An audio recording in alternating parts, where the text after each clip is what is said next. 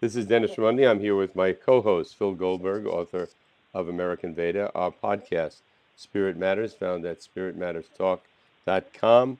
Our focus, contemporary spirituality, and our guest today, Ms. Annika Lucas.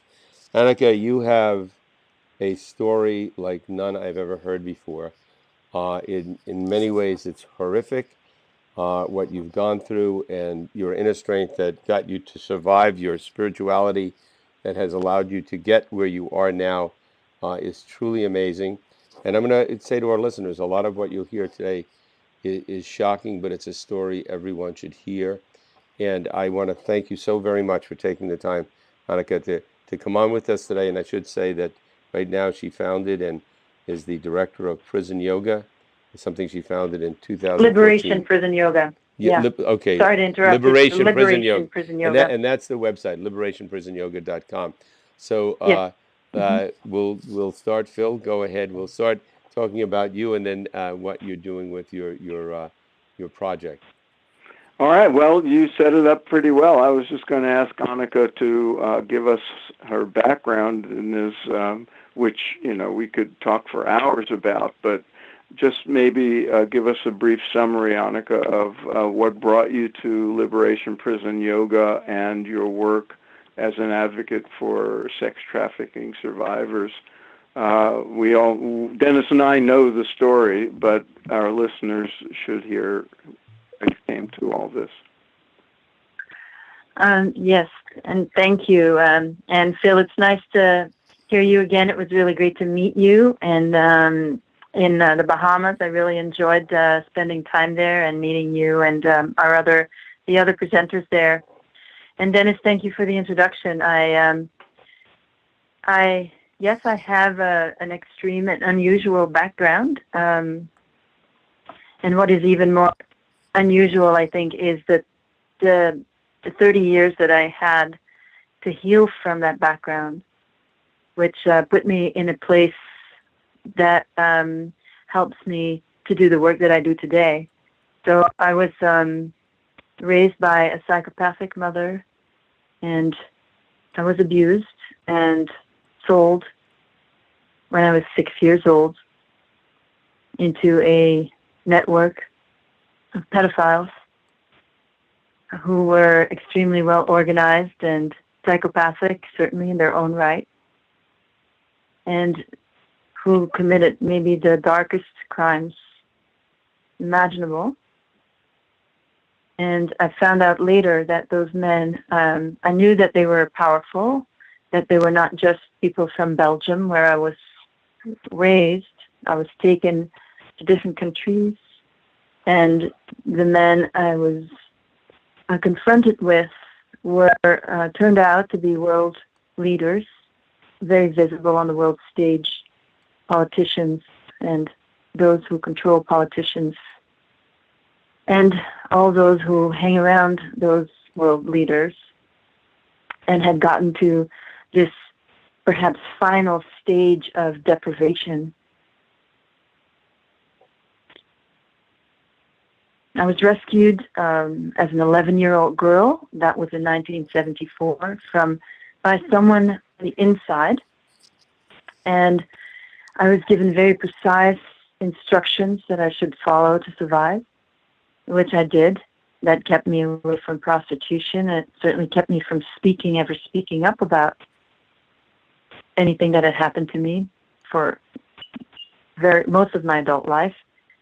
And also put me in a situation where I really was able to explore healing and go to therapy every day and do what I needed to do to regain a sense of myself. And that sense of myself, I think I received in the very early years when my mother was abusing me and projecting from birth on.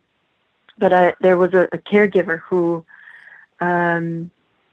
was very loving, and I remembered feeling what it was like to be loved, what it was like to be seen as just a cute little baby, innocent, and the vibration of that came from that woman and the care that she had for me, and the the how I came to life in her arms, and how when I was with my mother, I would wither again and die many little deaths. And having received that initial caring, being loved initially was what helped me to strive to know that this is, I just want to be myself. And I was just so, everything was so convoluted from the trauma. I just wanted to be me. That's what the 30-year journey was about. And of course, that was an inner journey. It wasn't visible to anyone. It was extremely difficult because I didn't have self-esteem. So, and then to not opt for power, which is what the abusers had done, was actually very difficult. Because I was not strong enough to be truly humble. So I was continually experiencing humiliations. But at the same time, I had my principles, and I think that these moral principles that I had were also based on having had this sense that I got from myself and being loved, so that I had a sense of what's right and wrong. Annika, go ahead. Yeah, yes. And that got me through all the way. Mm-hmm. Annika, a couple of questions. One is that sex trafficking that you were a victim of, has it been stopped? Is it still something that takes place? And who was the first person to reach out to you outside of that world that helped you get moving in the direction of strength and healing? Well, none of the men who abused me were caught, and I certainly am not in any position to name any names if I, think I care for my life too much, to put myself in danger in that way. And I also think that naming names, and it may be extremely sensational, but I do think that it would hinder my message. But mostly they're all dead, my perpetrators. But we have to assume that because nothing was ever done, no one was ever brought to justice, that it still continues to this day. So what I'm doing is just to raise awareness of these dark facts. Mm. And the person who rescued me was not in my life at all. He rescued me. He gave me these instructions all in one day, and I never saw him again. Mm. Annika, we want to come back to the advocacy work that you're doing for sex trafficking survivors. But to continue your own story, you're now doing Liberation Prison Yoga since 2014. How did you come to that, and what role did your own spiritual practices and anything you learned along the way play in your own healing? Yes, thank you. Well, I certainly, when I discovered yoga and meditation separately, I was thrilled, because yoga was the physical therapy that I'd been looking for my whole life. And I embraced it immediately, and immediately felt a different person from the first yoga class I took. And I'd always done sports and always done things just to stay healthy, also to deal with the injuries that I'd gotten in childhood. And yoga became the only thing I did for a long time, and I did it every day or 6 days a week. And meditation gave me a lot more in terms of the perspective, that both perspective on the events in my life and perspective on myself, and really provided the philosophical context in which I could see these things happening and the purpose for my journey, which is often very difficult to find in the midst of it. So when I started to teach, I didn't really ever feel like teaching so much. I was just focused on my own healing. But I was asked by a friend, and I started to teach, and I even had a studio myself, and I was teaching Ashtanga yoga in that studio, and I was at the same time really looking to work with people, and I started there to work with people who had specific traumas, who came to me because they already knew my story. And I realized that I really like working with people who have, very severe challenges, physically or mentally. So the prison work kind of came to me. I didn't really seek it at all. But once I was inside, I realized that this is it. The first class I did at a women's prison that is now closed in Chelsea, in New York City, Bayview. I just connected very easily with everyone, because most people inside prison do have trauma histories, and I relate because often these histories are more of the caliber of violence that I experienced, that in my regular life I don't really meet people who've been through things anywhere near the degree of violence that I went through. Mm-hmm. So I could relate very strongly, and I've had this journey behind me already that I could just share. So I didn't want to just teach yoga. I wanted to do it in the way that I wish it would have been available for me when I had all these obstacles that I had to overcome every time I went to a yoga class. Right. And I had to, just get over the fact that someone would just touch me without asking first. That's often that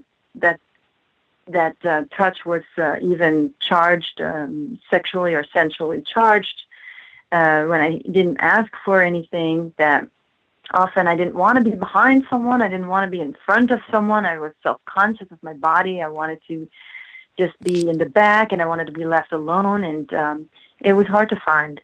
So I wanted to create a way of doing yoga together that could at the same time be a very private and personal experience, with maybe our eyes closed a lot of the time, and yet also completely safe, so that we're in a circle.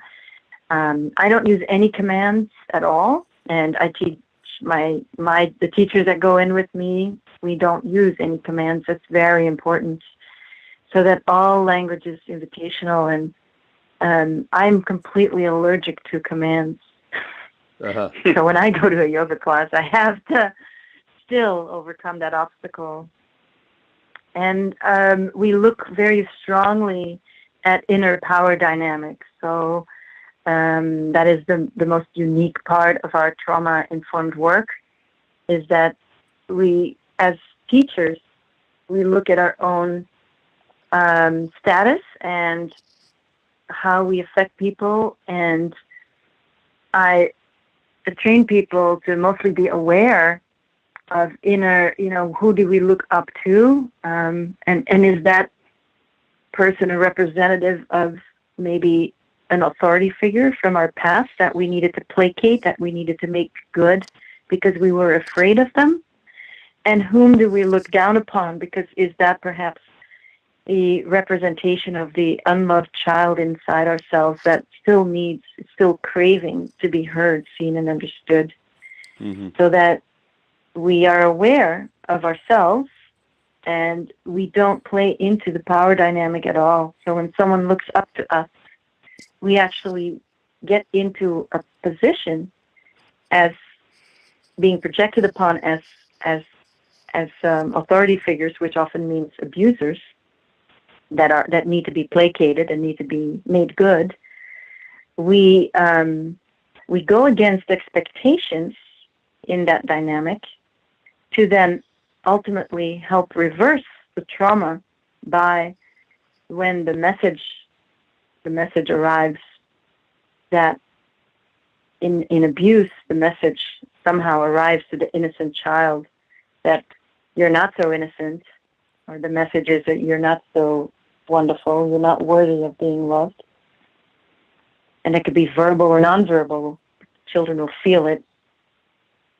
That we can reverse that message, and then in that moment of confusion from not playing the part, not judging when we're tested, and not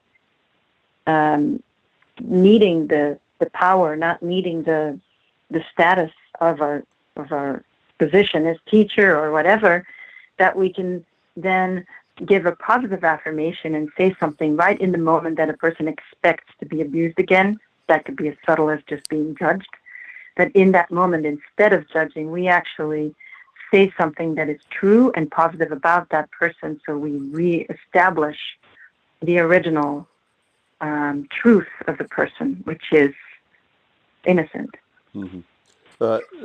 Annika, I wanted to ask you about your forming the organization Liberation Prison Yoga. How did you first approach the prisons? Were they receptive? Who helped you along the way in establishing that program? Because I think it's probably not easy to just go in and be allowed to give programs like this in federally or state-controlled prisons. How did that come about? And again, who helped you along the way? Yes, it's true. It's not so easy. I started with, again, it wasn't something that I was seeking. I connected with James Fox from the Prison Yoga Project, and he was doing workshops, and I ended up organizing a workshop here in New York for him.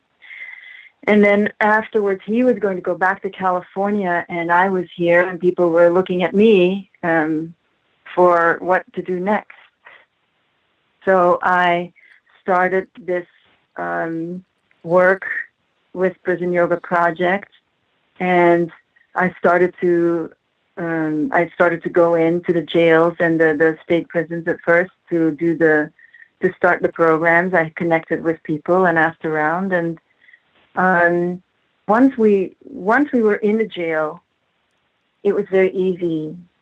I actually met with someone, a friend of a friend, who just worked in nonprofits, but she then knew someone at the then Department of Health that was in charge of correctional health, and so that person, we met with her, and then we have been going ever since through volunteer ID. We have volunteer IDs through the medical branch, so we go, and it's now HHC, Health and Hospitals. It used to be Department of Health in New York City. But it's all through that person, and we've ultimately made our way in the Department of Corrections itself. So we have some programs directly with the Department of Corrections, but most of our programs are through HHC, and that's from that all through that one person. But we do have 12 programs in the New York City jail. Mm-hmm. Annika, is it all women?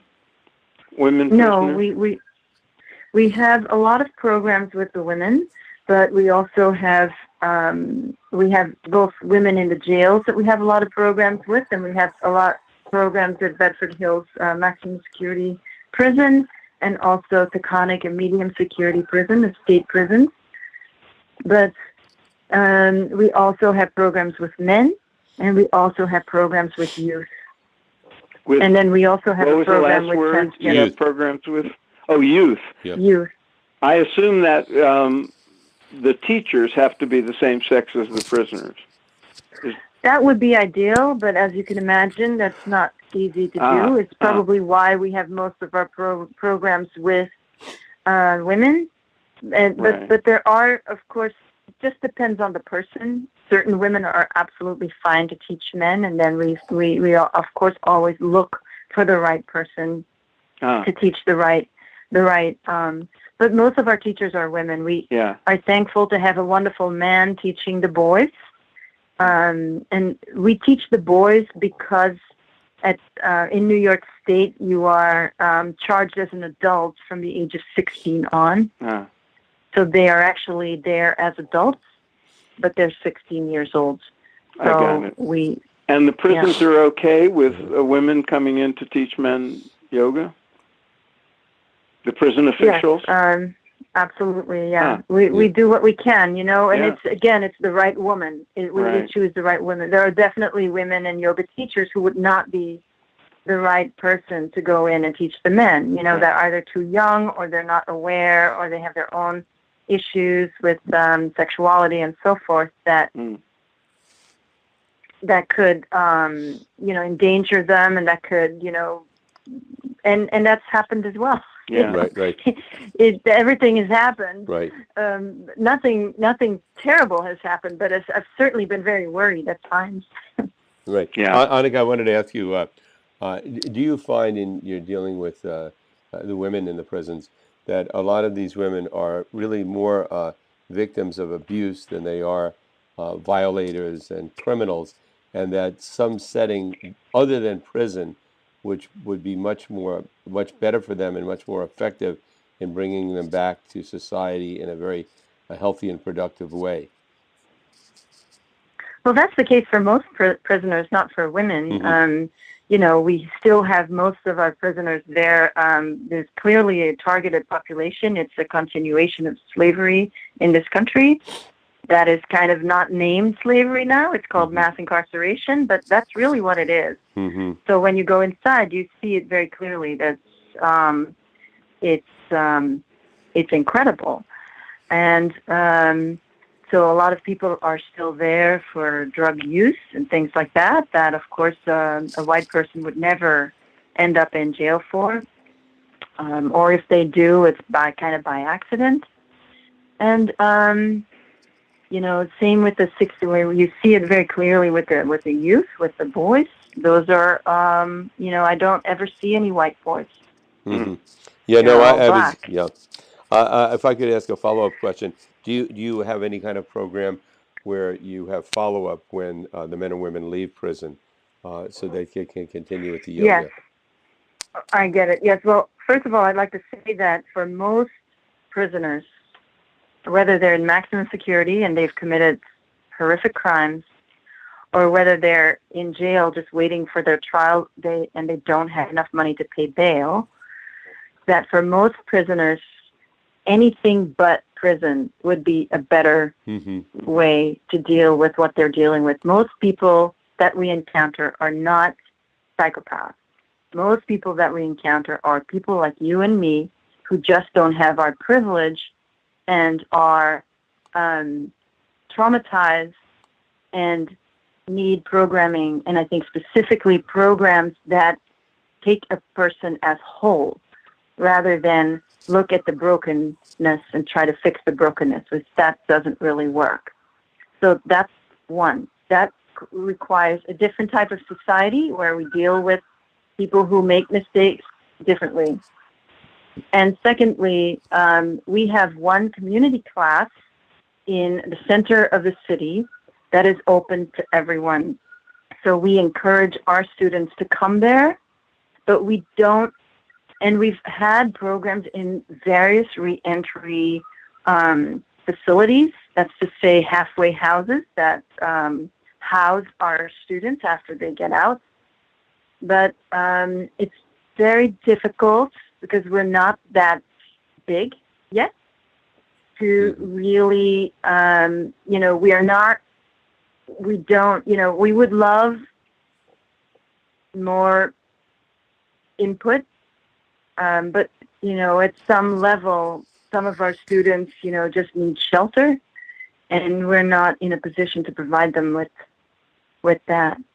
So we have yoga on the other end, and they can continue to practice yoga once they're out. Mm-hmm. I want to alert our listeners. We're having some sound difficulties, and if we have to cut this off, we will just post it. Yeah, and Phil, I think there's no problem from Annika's side. I don't know from my side. Okay. So you're a little bit distorted, but not much. I think it's very workable. Okay.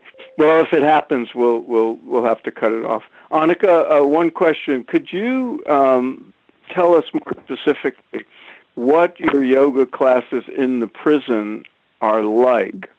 Okay, yeah, I'd be happy and, to talk about that. Yeah, and what the sort of, I don't mean every asana or anything, but just basically. No, no, I know what you mean. Well, they're very different, right? So the first thing, just imagine not a single command, that really changes things. So we come and we approach people obviously as whole, and we focus first on connecting from the heart. And we all understand that if there's no human connection made, that whatever else we do is useless. So first we connect from heart to heart. Second, we create a safe space, whether that is first on the mat or that is a safe space from within, from the guided meditations that we may do to engender the sense of the larger self, the self as light, the free self, the knowing self, the true self, and so forth.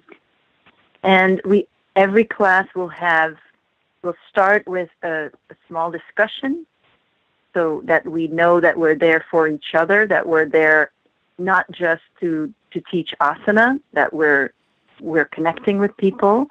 And so that looks different. That could look different every class. And next, we always start with a guided meditation. It could be a visualization to offer this sense of the free self that is larger than the body. And then asana is very free and optional. So we work with the level of the group, and it could be very varied levels within the group. Again, there's no commands, and our best classes are where everybody knows that this is a time for each person, for themselves, to take care of themselves, that they don't have to do anything that we say. And we stress it so much that people really believe it. And so we'll have people just taking care of themselves and lying down, for example, because they know they can, because that is the time that they can just be.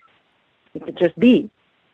So, but then a lot of people also want the sweat and want the joy of the movement, and so we'll participate and we'll have a lot of fun. We try to make it a lot of fun, and meanwhile the language is about acceptance, self-acceptance, accepting all feelings, accepting anger as a very important feeling to recognize and to own.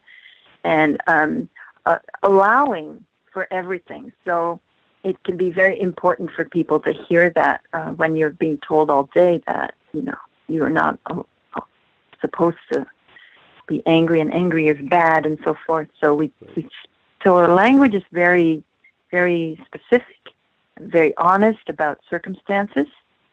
And at the same time, we bring the hope that we are much more than our circumstances. Right. Annika, I wanted to ask you one final question, and that is, if you had unlimited resources, and by the way, if you go to liberationprisonyoga.com or contact us, you can find out how you can support Annika's activities. But if you had unlimited resources, what would you do? What more could you be doing? What would be the ultimate you could provide for folks? Well, it's multiple. First of all, I think that the way that we teach yoga is important for everyone. We are all traumatized. So everyone can use yoga as a much larger practice than just the physical practice.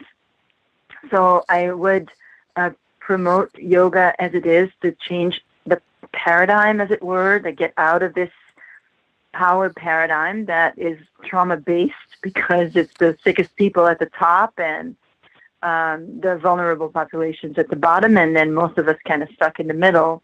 So we want to get out of that, and we want to just really get out of that brainwashing from that model that we're in, that has everyone stressed and hurting. So to really put all our resources to, of course, going in all the prisons, but ultimately to spread this message of peace and going within to deal with our own traumas, whatever they are, and to go back and find the courage to go and feel our own pain, go back to perhaps the hardest moment of our life. And when we do that, when we go back to that moment of fear of death, and when we have the courage to do that, that in itself already is the beginning of spiritual growth, because you need to know that something greater than yourself, that you're going to live, that you're not going to. Emotionally, it'll be just as scary because you think you're going to die, but you have to know that something's going to be there to hold you and that you're going to live. So the spiritual growth really happens first from going back to our pain and whatever feelings that are repressed around that pain, to feel those feelings and to go through our own story so that we can really get to be full human beings and feel everything. And as we feel and as the feeling expands, our consciousness expands as well, and we become automatically more empathic, and we feel more balance between rationality and feeling, which are both equally important. And, feeling is called consciousness in Sanskrit. And I think this is the time where we really have to focus on really looking at ourselves, embracing our own darkness, having the courage to go inside and do this work, even though the world will encourage you not to do so, and the world will encourage you to not feel your pain and take a pill and climb the ladder and go for these external things.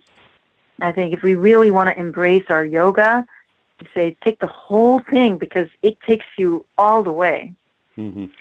Annika, before we have to sign off, I want our listeners to know that part of your advocacy work for sex trafficking survivors, they can find online if they go to the Liberation Prison Yoga website. There's the Liberation yes, there's the website. And if you go under who we are, my name is there.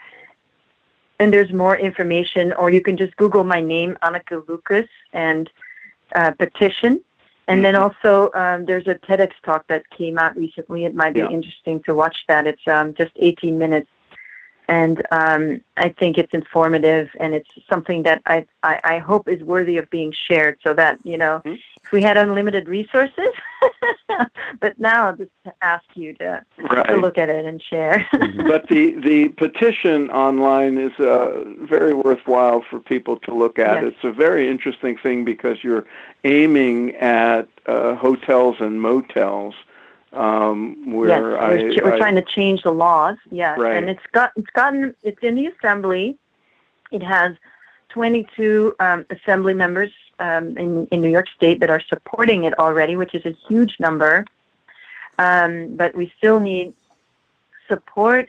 The petition has currently almost 60,000 signatures, and we want many, many more, because we really want to show the governor, once it goes to Governor Cuomo, that this bill is important and that it has support from all over the world. And it does require for all hotels and motels to train their staff, give mandatory training about trafficking awareness, and to post signage in the lobby with the hotline number and a definition of what sex trafficking is, which is one of the things that I know that if I would have seen as a little girl, it would have opened my eyes, because I didn't think of myself as a victim at all. I thought I was a whore. Wow. Well, Annika, thanks so much. Thank you, and again to our listeners, liberationprisonyoga.com. Please go to that site, read about the work that Annika is doing. I'm sure we'll have you back on the show at some point, and we wish you tremendous success on what you're doing, and we congratulate you for what you have done. So until next time, any final Thanks so much. Thank words, you so much. I'm sorry? No, anything, Phil? No. I think I think Annika Okay. said it all. There's so much more to say, but this is a good start, and we direct our listeners to the websites. Great. All right. Till next Yes, time. but I'm very grateful to you both, and thank you, Phil. It's lovely to hear your voice. And yes, thank you. Keep up the good work. Right.